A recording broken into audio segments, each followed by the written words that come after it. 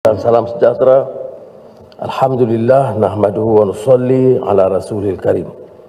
Menteri Datuk Amizan, Tim Jamalah Menteri, Dazi Zarina, pengurusi lembaga dan ahli-ahli lembaga, pimpinan universiti, rakan-rakan yang saya muliakan. Simposium hari ini saya rasa bertepatan kerana ia memberikan suatu suntikan satu bidang yang perlu dihadam oleh perancang ekonomi negara, sementara kita agak tegas dalam menjana pertumbuhan yang sangat diperlukan bagi negara. Kita tidak boleh nafikan bahawa membangunkan negara maknanya membangun dan menjamin kesejahteraan rakyat. Sebab itu dia tidak terikat dengan angka dan data yang memukau, tetapi apakah kesan keselesaan itu dirasakan. Sebab itu dalam agenda madani dan berikutnya ekonomi madani, soal keselesaan, soal ihsan, soal amanah, itu kita tekankan. Kerana bagi saya, dalam merencanakan bukan bermula hanya dengan paksi pertumbuhan ekonomi, tapi paksi kesejahteraan rakyat. So let me begin by expressing my profound thanks and appreciation to the University of Malaya for undertaking this initiative. To encourage public discourse on issues that affect the welfare of the nation, economic policies, social policies, as an integral part of a national Madani policy. I want to share, after viewing the short presentation and listening to Sri Zarina, let me say, the focus is not taxation. I've always held the view that taxation should be a secondary issue in any reasonable public policy, economic policy initiative. The first priority must be of governance. This is not necessarily a new, innovative idea. From the days of Ibrahim ibn Khaldun to Wang Anshe,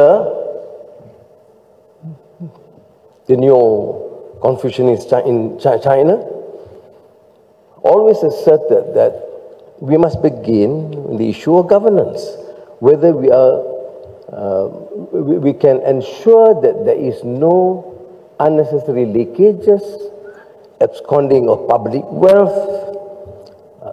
corruption, because you can correct these excesses, then you can relate whether there is that necessity to tax further. Because taxation is something that is essential only if it is deemed to be so critical. So discussion with the VAT or GST, it is relevant, but don't ever forget the fact that this country has inherited, frankly, a major problem of governance, of endemic corruption, which is even systemic. You know the figures about debt, deficit, which we have to grapple with, not because the economy has lost its capacity to grow or the fundamentals are considered to be weak, but because the way we govern. And we tolerate this. When I say we, is not only confined to politicians, academicians, scholars, corporate leaders, who in many was a complicit to the excesses and the crime. And therefore, I sincerely welcome this sort of engagement, even to the extent of being critical of government policies or the recent budget or the Prime Minister. It doesn't matter. But what's important is we are focused on the idea of improving the issue of governance. Now it's 10 months. I've been looking at the decisions of the past. I'm not here to just rebuke and use this forum to just criticize the past. because we have also to monitor the present. But name me one reasonable tender or privatization that's considered to be transparent and orderly. No. Losses are by the billions. I wouldn't be specific here. The latest is, of course, the airline fiasco. The question to raise, what are the source of the funds? Why was approval being given? Issue of governance must take precedence. Then we talk about whether the government shows enough concern and care. I wouldn't deny the fact that Malaysia is quite exceptional in this, as all governments in the past do give major consideration to the welfare of the urban poor to an extent, the rural poor, rural heartland. You can see, in comparison to most developing economies, their infrastructure is relatively much better, but the leakages are horrendous. Now, subsidies has amounted to, with the present exchange rate, 81 billion ringgit. Now, the issue is not taxation. The issue is, of course, rationalization of subsidies. If you can reduce subsidy by, say, 20 billion or 15 billion in the next 1 or 2 years, then we should consider how much tax is required to prepare the economy, to sustain the economy. Now, we have tried to introduce, for example, electricity. We subsidize the very rich. You know, some MPs are saying Anwar is anti-rich. No, I'm not anti-rich. I want people to get rich so that I can tax more. And there's no reason why it should be anti-business. The issue is we are subsidizing the rich. Electricity subsidy.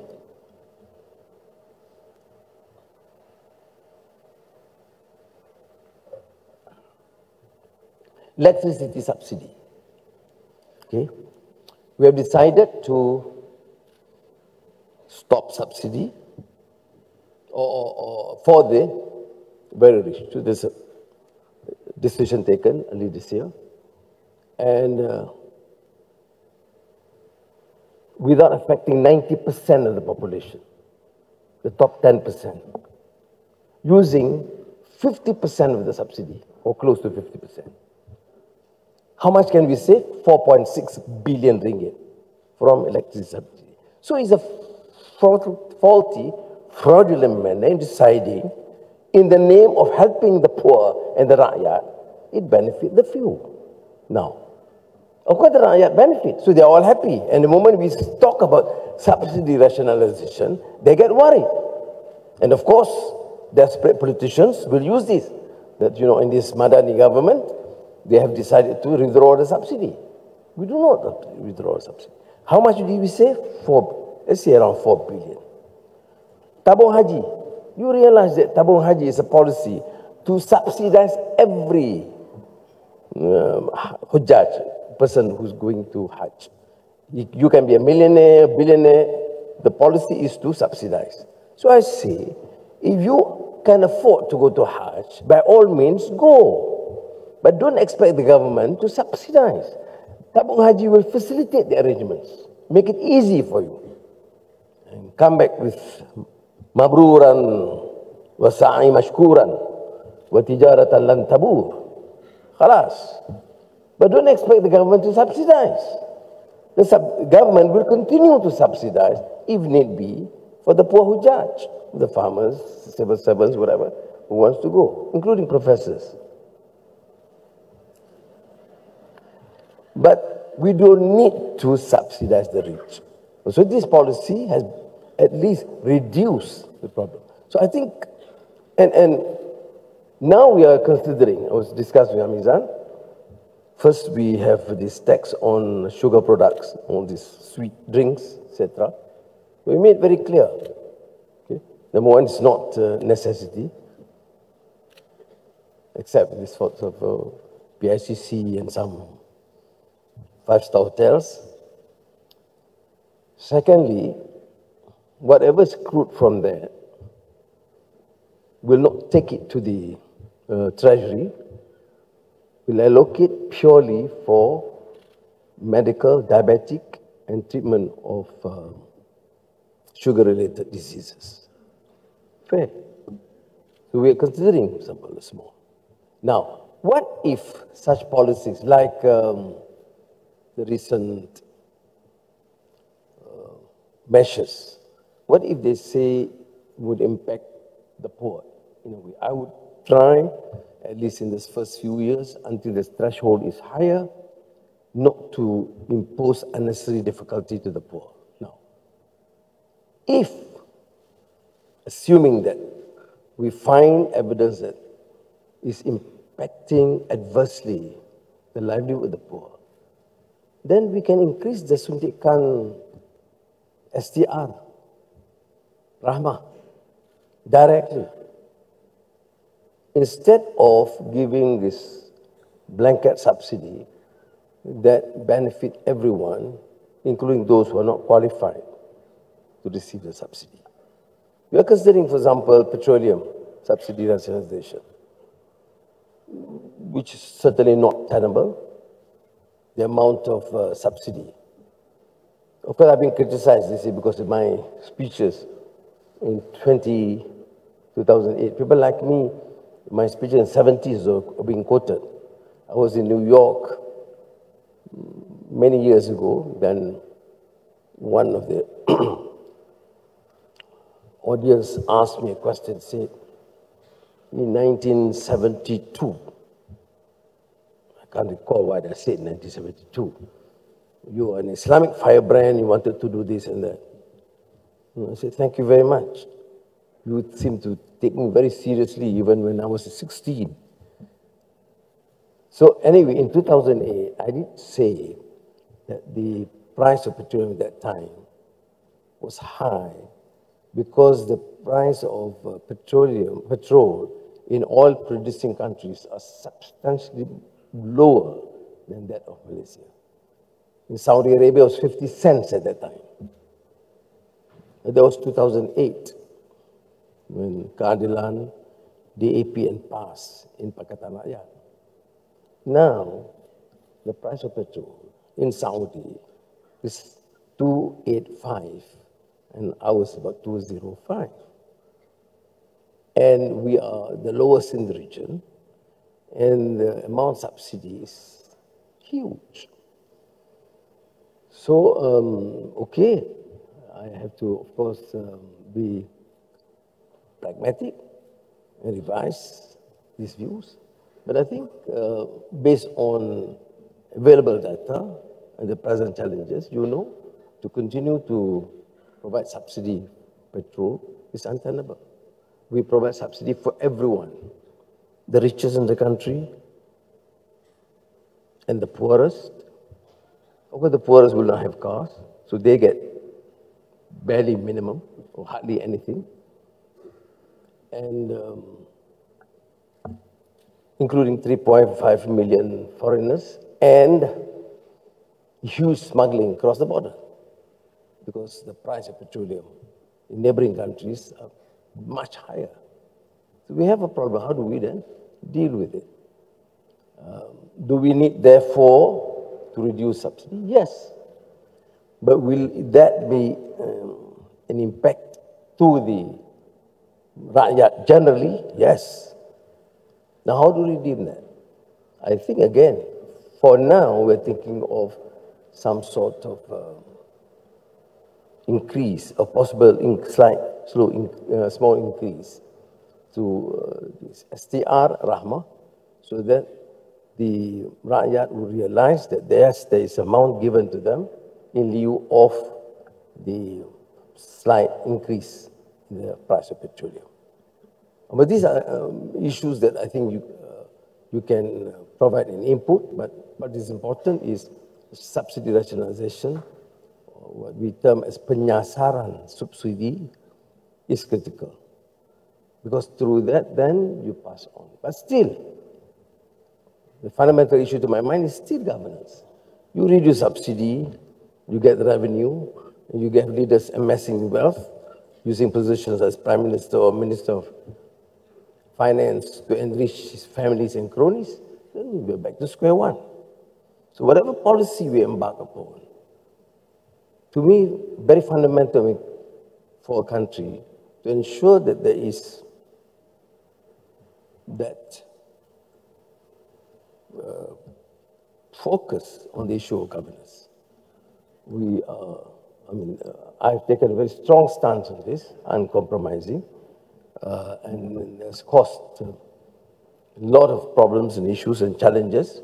But alhamdulillah, for now, government is stable. The first few months is a bit slightly, not turbulent, but slight turmoil, as you say. Now it's very stable. And the commitment of all coalition leaders is to stay the course until the next elections. So we have, inshallah, with good health, 4 years to go. And this is the time to embark on more radical policies and reform of the economy. So this discussion in Simposium is, to my mind, timely. Yes, for greater prosperity of the country, prosperity for all. Which means some of the issues like FRA, Financial Responsibility Act, has been introduced and passed, and whatever is necessary, it doesn't matter. Of course, it's very difficult. People have announced FRA for years. Nobody wants to do it because actually it's surrendering part of your power. You know, Minister of Finance, by having FRA means you are being curtailed in some of your latitude, space to work with, and then you transgress what you promised. You're answerable to the Parliament for public debate. But I think we should be transparent. We should face the music. That's the system. And that would hopefully, because of the clarity of policies, first, political stability. Second, clarity of policies. So we have the economic madani, we have economic energy transition plan, we have the industrial master plan, and we have even the recent midterm review of the 12th Malaysia plan, which is not just an ordinary review, but some major adjustments are being made. But what is, to my mind, uncompromising is the policy to, other than growth and economic issues, but to really show enough compassion and help the poor. A lot of rhetoric in this regard,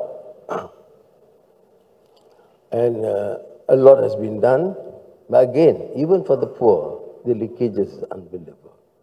Diesel subsidy is an example.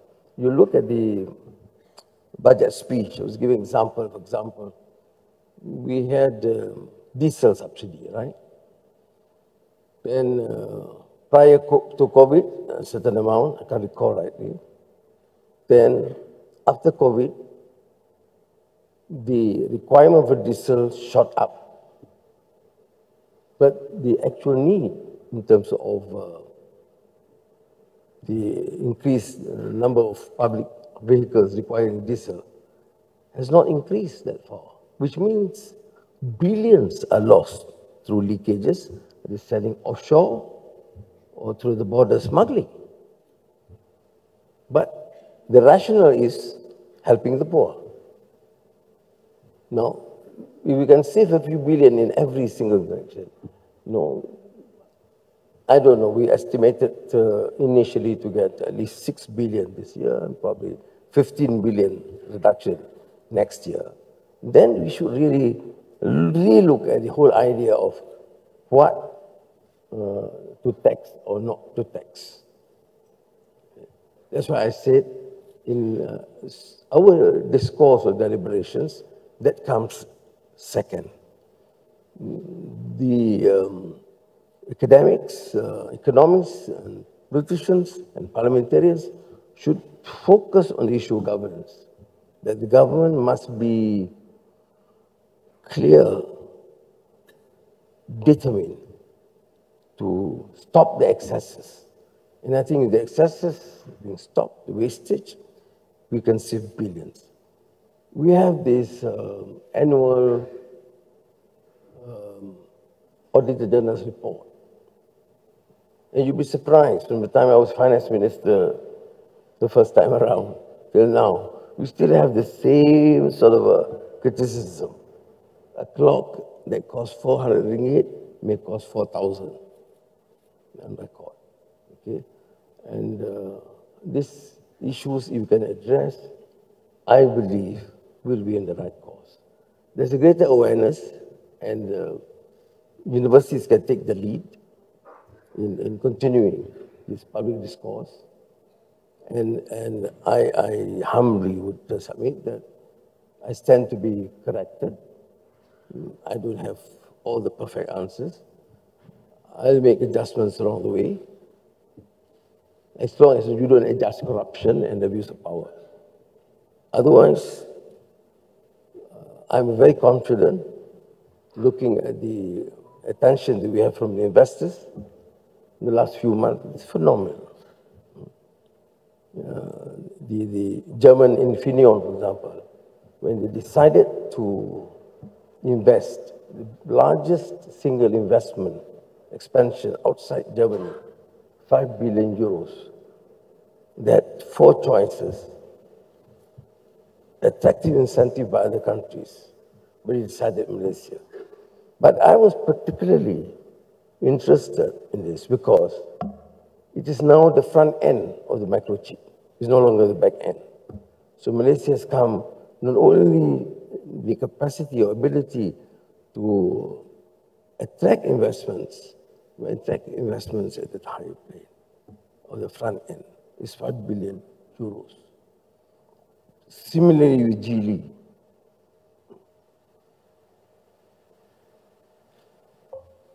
I'm on medical leave, but the prime ministers don't have to take the leave, unlike Zarina. Now, Geely, we are familiar with some of the Chinese investments.